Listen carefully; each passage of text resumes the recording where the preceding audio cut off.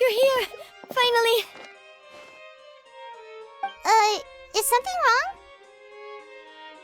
Monsieur Neurvalette and Lady Farina, they seem to have gotten into a dispute! Please go see for yourself.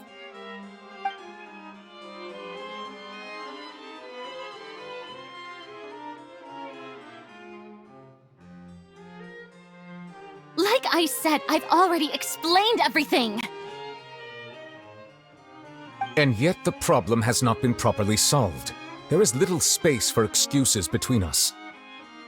It is not my intention to offend you, but please, tell me where you stand. You are the Hydro Archon Focalor, are you not? Look at this. This is a list of the victims from the recent Poisson incident.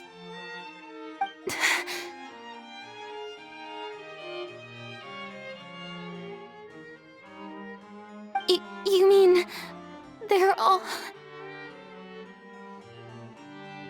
We did not arrive in time to avert this disaster, and I will not have it happen again.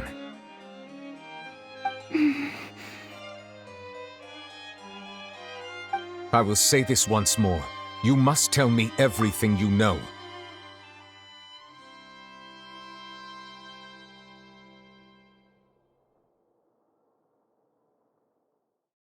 Yesterday, I found 3 stone slates in some ancient ruins near Poisson. Do you know anything about those? Seriously? You're questioning me like this is a court case now. I don't know anything about that.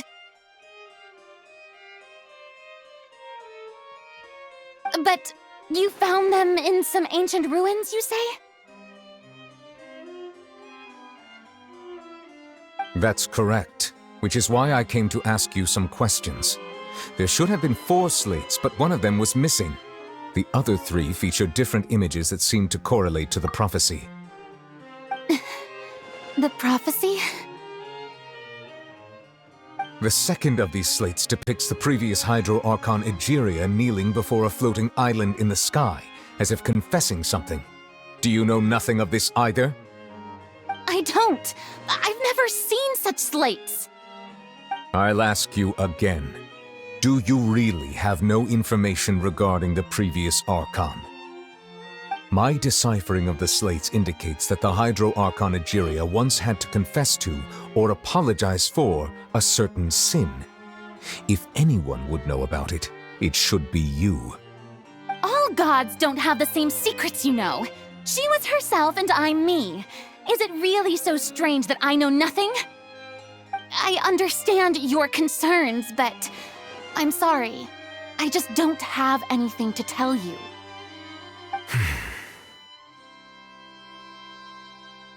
Forgive me for saying this now, Lady Farina, but I have long known of your various secret investigations into certain matters.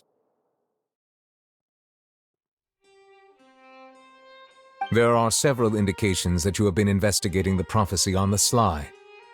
This is not strange in itself, considering that you are the Hydro Archon. But it is strange that you should also claim to not know any of Egeria's secrets, as well as do nothing following your inquiries.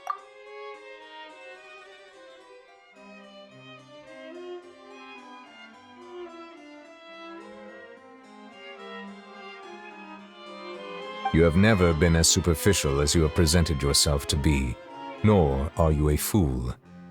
And yet, your behavior is very inconsistent.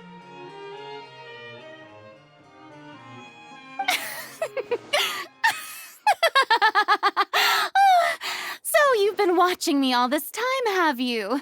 I didn't think you were that type.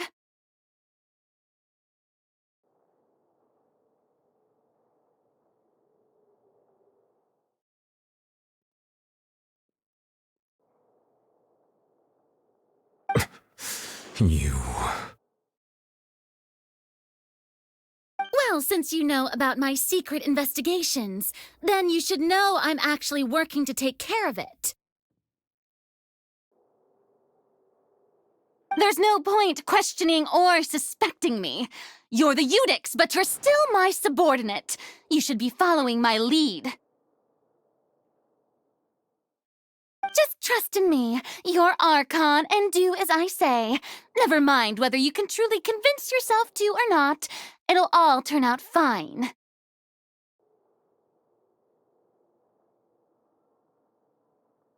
That's all I have to say. We do not discuss— Oh! The opera's about to start. Toodles!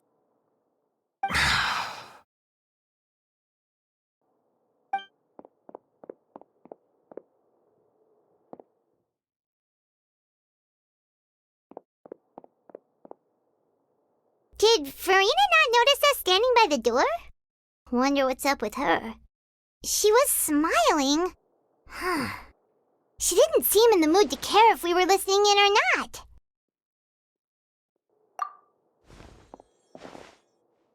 I assume you've been outside for a while now? Oh!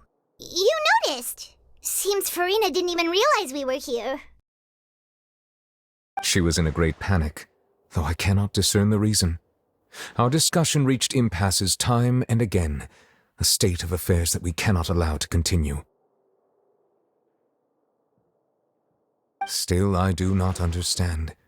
Dialogue is the basis for understanding, so why did she keep refusing to engage?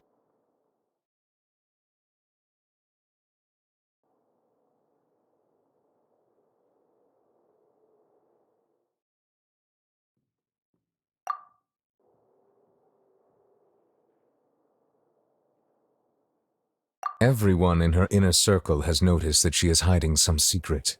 The issue is her attitude. I fear that she will not reveal anything unless absolutely forced to.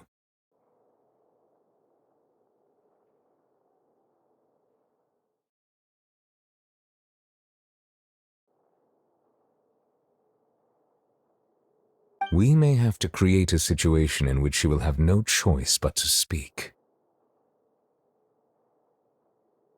Oh? Like what?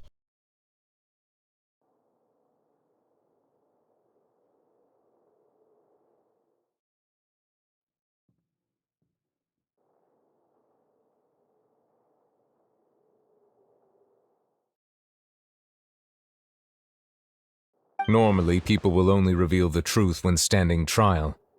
Perhaps we must have the Hydro Archon experience just such a scenario.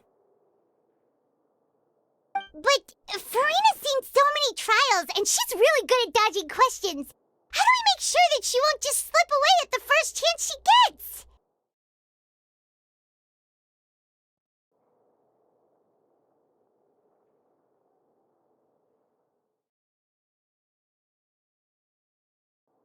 We will need to consider this thoroughly, join forces with various parties, and then do what we can.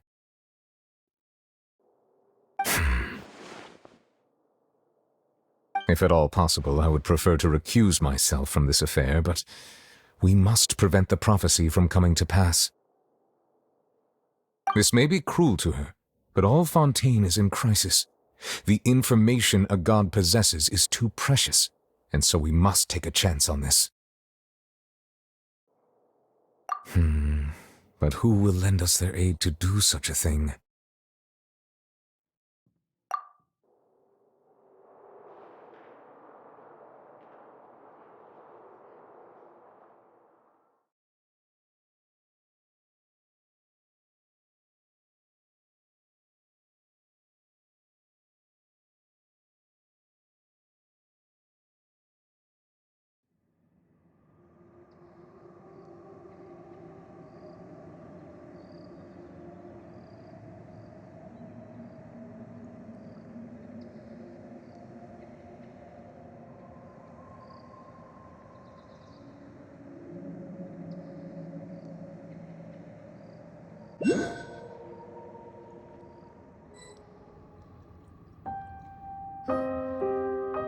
Well, that's everyone, huh? Speaking of which, it was pretty smart of you to think of hiding here. Poisson was just involved in a disaster, so it's presently devoid of people. That naturally makes it the best choice. And here you are drinking tea like it's the most natural thing in the world, huh? That's what families should do. Sit and enjoy a leisurely time together. It's nice to enjoy tea here, you know. Care for a cup? Lend me your ears, everyone. Or perhaps one of you might like to start us off. How about you, friend? Me? No, I don't think I can. Then, how about you, good sir? I fear that I will cause the mood on this boat to become as somber as it is in court. Well then, I guess we're lucky we've got a local like me to organize things. Wonderful, the spotlight at last. I guess I'll be facilitating things from here. That was a little long-winded, don't you think? Oh, you might be right. Anyway, to cut to the chase, our friend here, the Traveler, has brought us together to discuss something. As for what that is, well, let's start by saying that we'll be pooling our efforts together to create a series of traps. Oh, how intriguing. Well, it's just an expression, really. One that I just learned from Chlorand, and used on the spot. So, let's invite her to explain in detail. A round of applause, please.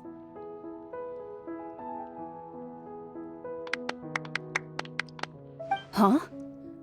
Didn't you say that you would be facilitating this? Oh, come now. Your work doesn't involve much public speaking, right? This is a good chance to practice. You might even pick up some fancy oratory tricks to impress your boss with in the future. I see. And what does my boss say? He is glad that you consider him your boss. Do go on.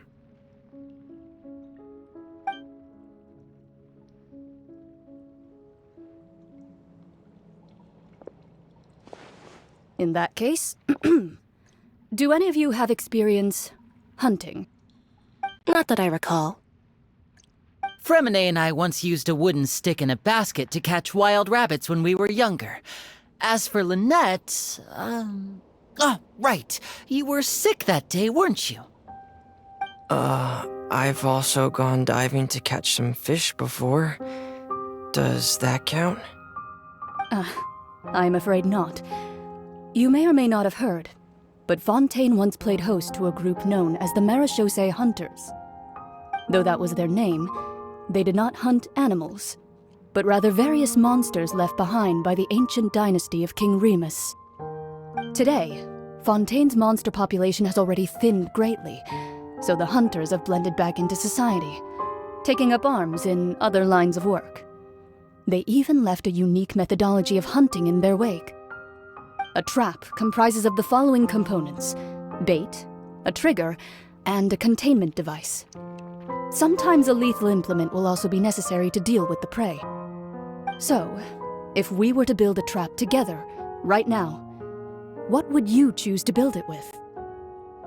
For me, I would prefer something basket-shaped. Pigeons and rabbits will see the bait and naturally enter the snare. Our line of work requires a deft hand, and we're some of the best in the industry, so you can count on our techniques. You used some of those techniques while moving the people of Poisson, didn't you? My subordinates mentioned that you even performed some magic for the bawling children. Yes, and I even managed to gather some intelligence in the meantime. I'm quite the multitasker if I do say so myself.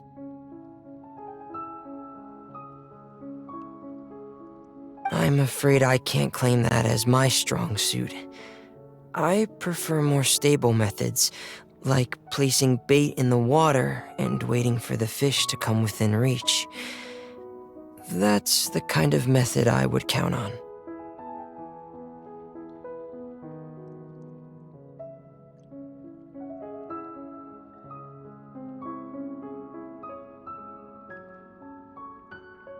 Calm and steady. Exactly the kind of person who would catch loads of fish.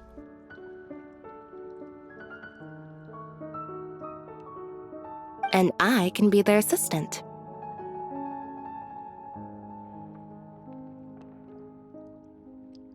With discretion, I'm sure.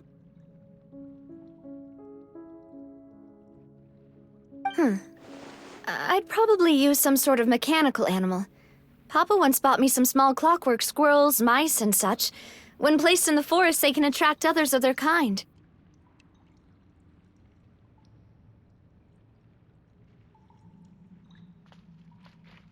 I remember that you liked those too, didn't you?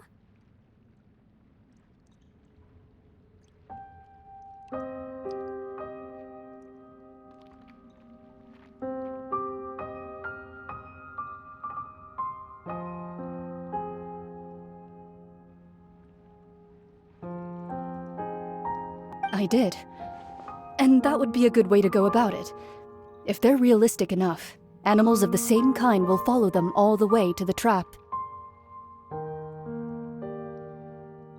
What about you, Monsieur Neuvillette?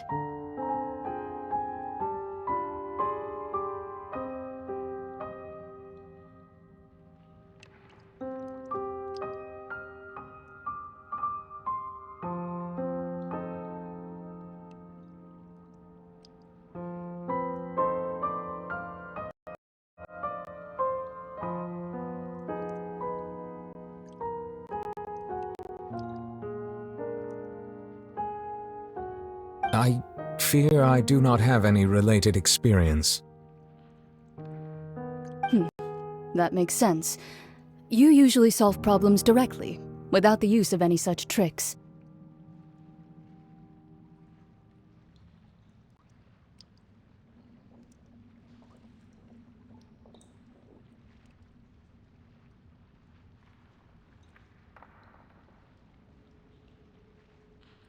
But I do have one more question for you, monsieur. If we were to create a trap now, how would you design it?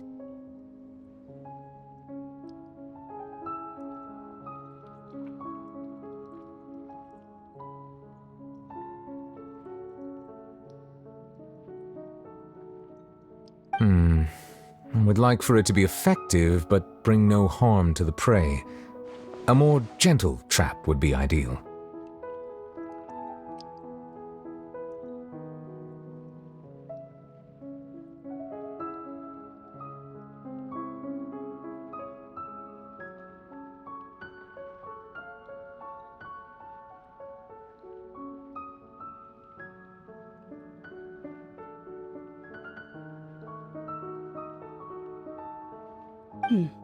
Kind as always.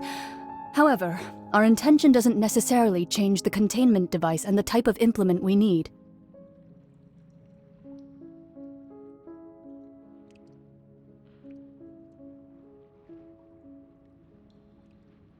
If we wanted to kill the prey in one strike, we would need a powerful implement. However, that also goes for prey that must be captured and safely contained. Wait, why's that? Only a hunter who's a true expert at subduing their prey can snare it without harming it. The line that divides life and death is often exceedingly thin.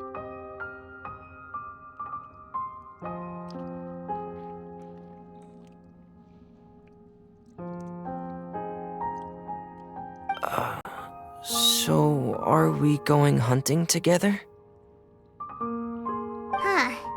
We hadn't thought of seeing ourselves as hunters. It kinda works, but maybe it's still not the best metaphor. If our means of capturing and dealing with our prey is to put them on trial, then the hunting metaphor is actually quite accurate.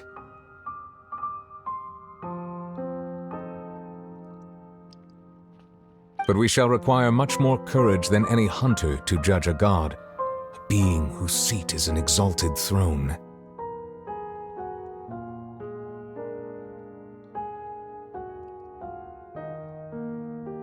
Oh, so that's what's going on. Sounds very interesting.